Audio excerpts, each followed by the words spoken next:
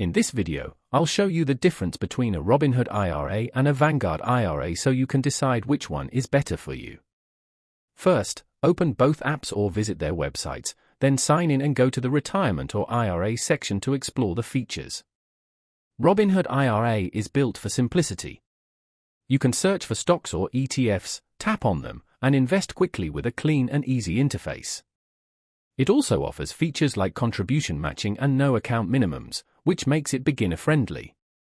Vanguard IRA, on the other hand, focuses on long-term investing. Once you open your account and go to the investment section, you'll find a wide range of index funds, mutual funds, and retirement-focused options designed for steady growth over time. Another key difference is approach. Robinhood is more about quick and flexible investing, while Vanguard emphasizes low-cost, long-term strategies with less frequent trading.